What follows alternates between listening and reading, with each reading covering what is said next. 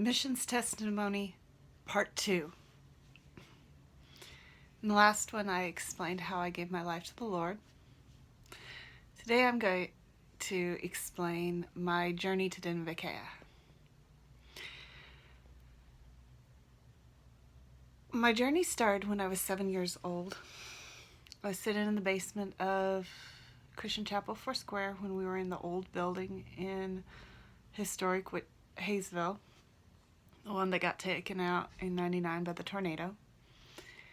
And the youth group had come downstairs to tell about their missions trip to Mexico. Well, while they were telling about it, God whispered into my heart, "That's what you're going to be when you grow up." And I knew then I was called to be a missionary. Now it would be another 8 years before I went on my first missions trip. My first missions trip was summer of 98, excuse me. When I went to Mexico. Spent 2 weeks in Chihuahua, Mexico. Yes, I did see a Chihuahua dog in the city of Chihuahua, in the state of Chihuahua, in the middle of the Chihuahuan desert. Ha. I really did. But while I was there, I felt like I'm not called to Mexico. That's not where he's calling me long term. So I would spend that next year praying and really seeking God. Lord, where are you calling me? Where am I going? What is this calling you have on my life? Well, August of '99, it had been 9 years since I was called to be a missionary, and been hearing the song "Heaven is Waiting" on the radio, and they started announcing that they were going to be doing the Canticle of the Plains musical again at Century 2 Theater. So I begged my mom to take me down there and let me watch this musical that Rich Mullins had written that was set in the 1800s but based on the life of Francis of Assisi. So I was sitting in that theater and they started talking about this place called Bikeyah, and there's a line in one of the songs that goes, "I still hear Bikeyah calling, just like when we were kids." And while they were singing that, a voice I knew very well whispered to my heart, "That's where you're going." I'm like, "Lord, I don't even know if it's a real place yet. They haven't told me it's a real place."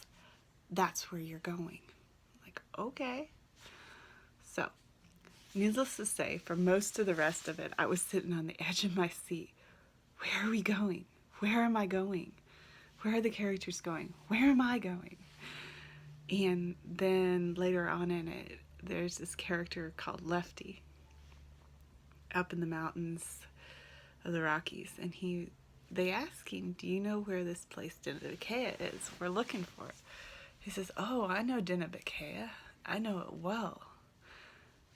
Bikeyah, the land of the people, the land of the Navajo." I'm like, I'm called to the Navajo. I was 16 years old at that time. So after Canticle, I started volunteering with a group that was located at that time in Wichita called Legacy of the Kid Brother of St. Frank. I would continue to volunteer with them from 1999, 2000, 2001, 2002, 2003. At one time, I was considered one of the youngest volunteers, if not the youngest volunteer, consistently serving. For me, it wasn't so much I was serving with the organization, though. It was I couldn't be out in Bikeyah yet, so I was going to serve somebody that was serving out there and helping out. I remember after Y2K, Mom and I gathered up extra corn and beans that we had saved in case we needed them if Y2K had really happened. Precautionary. and donated them so they could go out to the reservations and help out. Just little things like that. Just sometimes I just folded newsletters. Anything I could do to do something to help out. And then 2002 and 2003, I served at the day camp in Wichita, both years. And then 2004, 2005, 2006, I did some other missions things. Kind of had gotten disheartened from my journey because I'd been struggling with an ongoing illness since I was 16. Wasn't even sure if I would continue to be able to serve and go to the Navajo. I still off and on have bouts with it, but I've learned with natural medicine and things like that to work with it. Well, 2003, about the time I got done with the day camp, a friend was introduced to me named Rob. Most of you know where this story is going. We were friends for the rest of 2003, 2004, 2005, 2006. He went at least a couple times during then to summer camp where he worked with Native American youth. Didn't know where, just knew he did. Thought that was awesome. And summer 2007, he came to Wichita. Mind you, we'd been friends since 2003, so this wasn't a new thing. And he helped out with some ministry projects I was working on in Wichita. Well, those ministry projects didn't end up being long-term, but Rob and I did, because December of 2007, Rob and I got married and moved to Knoxville. Summer of 2008, 9 years after I was called to Bikeyah, I stepped foot on the missions field at Broken Arrow Bible Ranch for my first summer serving. By 2009, Rob and I were preparing to go full-time into the missions work. We spent a year doing support raising and then headed out for linguistic training. In August of 2010, we would move for the first time to the reservation. We did a year of training in the Navajo language, which is enabled us to do at least phonetic reading in Navajo. Still learning a lot of nuances and just practice. As with any language, practice, practice, practice until it becomes second nature. 2010 and 11, we still served at least part of the summer at Broken Arrow Bible Ranch. And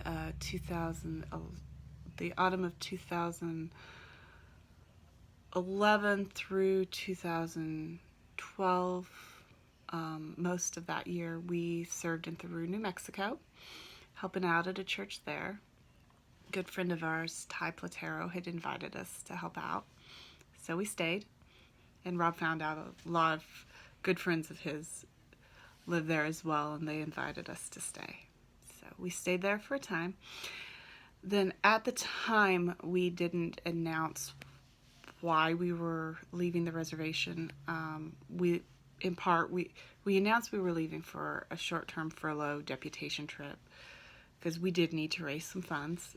But the other reason, which was not public knowledge as of yet at that time, was my mother was going through cancer for treatments for the second time, and her cancer was back in the same area she'd had it before, which was her neck lymph nodes, and she wasn't able to receive much treatment because she'd had basically the maximum the first time round over 30 years before they had ever adopted me.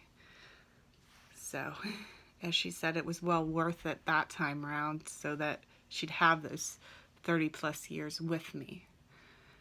And I was blessed to have her. So, we went back for that. Then Mom had encouraged us not to. My mom drove herself to treatments, which were mostly helpful, like vitamins and things like that would help her live easier with it until her last week alive. So she encouraged Rob and me, don't stay off the mission field just because I'm sick. Get back out there. You've got your funds raised, get back out to the reservation. So we followed my mom's advice. Had I known she was going home as quickly as she was, I might have stayed a little bit longer. But about 2.5, 3 months after we went back to the reservation, she passed away suddenly. And I'd end up going, we went, thanks to a wonderful cousin who flew us back for her memorial. While we were there in Wichita, we got to see the Rag and Muffin movie about the life of Rich Mullins, which we were really struggling with. Okay, do we go back out after this, or do we stay here for a little while and see what God's having us do? And he just reconfirmed, both for me and for my husband, yes, we're supposed to go back out right now. So we ended up going back, served for 2014, 2015, 2016, 2017, most of the time with church in Bikeyah. Served there, worked with the youth, and then, excuse me, came back for our sabbatical. And we only planned at that time to be out here for a year. But the Lord would have us wait and get some training in the meantime while we were here. So now, 2 years in, we're working hard to get back out to the reservation. This time he's shown us, when we go back out, we served for 2 years. Then we served for, well, in total we served for nearly 9 years, counting our deputations and furloughs, deputational furloughs. But actually, in service at churches, we served about 7 years. And now we're heading out for long-term service. And when we say that, we're going for the journey to